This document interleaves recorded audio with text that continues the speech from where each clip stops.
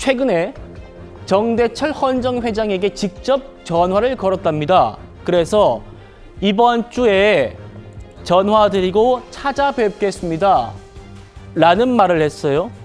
출마 결심을 내린 것 같다라는 건 정대철 회장의 개인적인 생각입니다만, 다음이요.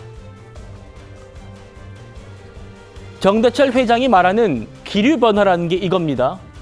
지난 15일에는 형님 저 정치 못합니다 라고 말했대요, 한대행이. 그런데 불과 열흘 만에 형님 얼굴 좀 봅시다 라고 했다는 거예요. 그래서 지금 한대행의 모습을, 말의 변화를 보니까 마음이 바뀐 것 같다 이렇게 지금 얘기를 하고 있어요. 형님 얼굴 좀 봅시다.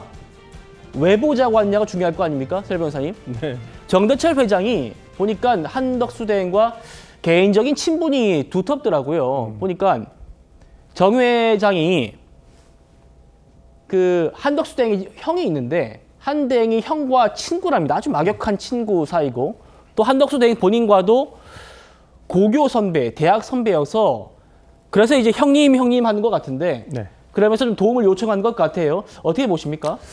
그러니까 저는 이 보도가 나온 것부터가 먼저 어떤 한덕수 권한대행 측에서의 어떤 정무적인 포석이 아닌가 싶습니다. 그러니까 정대철 회장이, 헌정 회장님이 뭐 정치를 굉장히 오랫동안 하신 분 아니겠습니까? 그러면 어떤 이런 보도가 나갔을 때는 정치적으로 어떠한 영향력이 있을 것이다 라는 거 충분히 아실 수 있는 분이거든요. 그런데도 불구하고 한덕수 권한대행에서 그 뒤에 어떤 이러한 보도에 대해서 사실 무근이다, 아니 그런 적 없다, 이런 부인하는 기사가 전혀 안 나왔어요.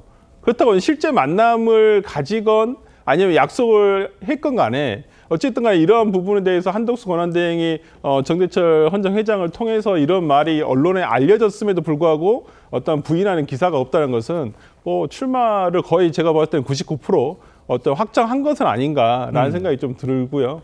뭐 정대철 헌정 회장이 지금까지 계속 최근에 보인 모습은 어떤 개헌에 대한 얘기를 계속 지속적으로 해 오셨거든요. 근데 그 부분이 조금 자초된 면이 없지 않아 있는데, 어떤 한덕수 권한대행이 출마를 한다고 한다면 개헌과, 특히나 한덕수 권한대행은 지금 임기 3년에 개헌을 완성하겠다라는 것으로 지금 나오려고 하시지 않습니까? 그렇다고 한다면 그 개헌과 관련해 가지고 뭐 본인이 어떤 역할을 하시지 않을까 싶습니다. 예, 개헌으로 넘어가기 전에 김지영 대변인님, 정대철 헌정 회장 같은 경우에는 민주당에서 꽤 오래, 아주 오래 국회의원도 지냈고 또 상임 고문도 지냈잖아요. 근데 이제 한덕수 대행과 이렇게 막역한 사이라서 더 부각됩니다만, 뭐 형님 하면서 지금 마치 뭔가 한덕수 대행의 출마에 큰 역할을 할 것처럼 보도되는 것에 대해서 민주당 어떻게 보고 계십니까? 글쎄요, 뭐 그거야 뭐 이제 우리 정대철 헌정 회장께서 본인이 스스로 어떤 역할이 있으시다 이렇게 생각하실지 모르겠습니다. 뭐 그거야 뭐 그 지켜보면 될 것 같고, 뭐 오늘 보도에 따르면 권영세 국민의힘 비대위원장께서도 정대철 회장께 전화 통화를 드려서 이 좀 단일화 성사될 수 있도록 도와주십시오 이런 얘기했다는 거 아닙니까? 네, 그 얘기 잠시 뒤에 또 해볼 겁니다. 정대철 회장에게는 지금 어떤 그런 중재 능력이 저는 있는지 잘 모르겠습니다. 특히 이 한덕수 권한대행이 불과 열흘 만에 본인의 출마를 급 변심해서 정치를 할지 나 정치 못한다라고 얘기했다가 얼굴 좀 봅시다라고 얘기하는 것, 그 과정 속에서 그게 불과 열흘인데 어떤 누구인가에 의해서 이 결심의 동기가 생겼는지는 모르겠습니다만 그 동기가 다소 그렇게 순수해 보이지는 않는다라는 측면이 하나 있는 것이고, 정대철 헌정 회장께서 지금은 뭐 민주당에 적을 두고 계시지 않고 계시기 때문에 네. 어떤 역할을 하실지는 잘 모르겠습니다. 그리고 과거 민주당에서 당대표를 하셨던 우리 그 손학규 전 대표도 지금은 그렇군요. 한덕수 권한대행에 대한 출마를 하시게 된다면 돕겠다라는 의사 피력을 하신 걸 보면 아마도 정당에 소속되어 있던 것과 관계없이 지금 생각하시는 부분들은 본인의 개인적인 의견들일 것이고, 그런 개인적인 의견들에 대해서 민주당 차원에서 굳이 뭐 평가하거나 논평해야 할 사안은 아닌 것 같다 이런 생각이 듭니다. 알겠습니다. 한덕수 대행이 정대철 회장한테 연락한 거는 뭐 단순히 이런 뭐 형과 친구고 고교 대학 선배고 뭐 그런 친분 때문만은 아닙니다. 헌정회가 전직 국회의원들의 모임인데 우리 사 변호사님 말씀처럼 이 헌정회가요. 작년에 계엄 선포되기 전부터 개헌을 촉구해 왔습니다. 그래서 헌정회장 차원에서도 헌정회 차원에서도 개헌에 다소 미온적인 이재명 후보와 뭔가 선을 긋고 한덕수 대행과 손을 잡으려는 것 아닌가. 한덕수 대행 입장에서도 개헌에 미온적인 이재명 이 후보와 차별화에 나선 것 아닌가 이런 분석이 나옵니다. 한번 들어보시죠.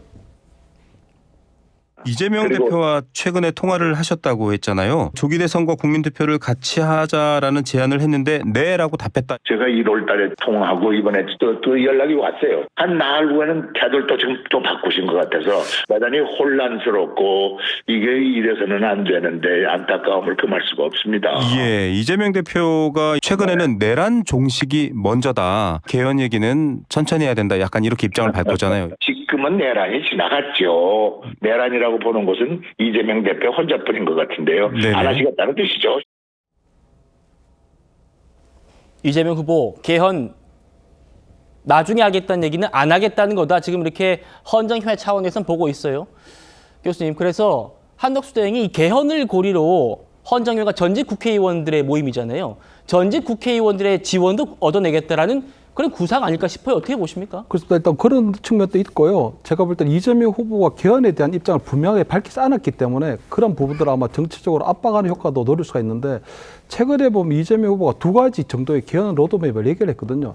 첫째는 뭐 이 추천 총리제로 하고 어쨌든 4년 중임제도 하고 거기다가 그 개헌에 대한 부분을 내년 지방선거라든가 아니면 적어도 차기 총선에 대해서는 어느 정도 국민적 합의를 얻어서 개헌을 하겠다고 하는 뭐 대략적인 어떤 개헌 로드맵을 밝혔기 때문에 실질적으로 그 의미가 크게 있어 보이지는 않는데 다만 저는 한덕수 대행이나 아니면 우리 그 국민의힘의 한동훈 대표 그 후보 같은 경우에도 지금 1년 또는 3기 정도의 임기를 단축한 그런 개헌을 얘기를 하고 있거든요. 근데 저는 아마 임기 단축 개헌을 하려면 실질적으로 무엇이 되냐면 만약 본인이 취임하고 난 다음에 개헌이 되지 않으면 현행 헌법에 따르면 5년 임기를 채우도록 돼 있거든요. 그렇기 때문에 저는 임기 단축 개헌을 주장하는 후보들은 적어도 그러면 3년 뒤에 이 개헌이 되지 않았을 경우에는 자진을 하야하는 일정도 사실은 개최를 하는 것이 맞는 거거든요. 그래서 만약에 한덕수 후보 대행이 사퇴를 해서 만약에 국회의원에 뭐 대통령 선거에 출마하게 되면 아마 개헌에 대한 부분들도 1년 임기 단축하는 개헌 또는 3년 임기 단축하는 개헌을 예견할 수 있는데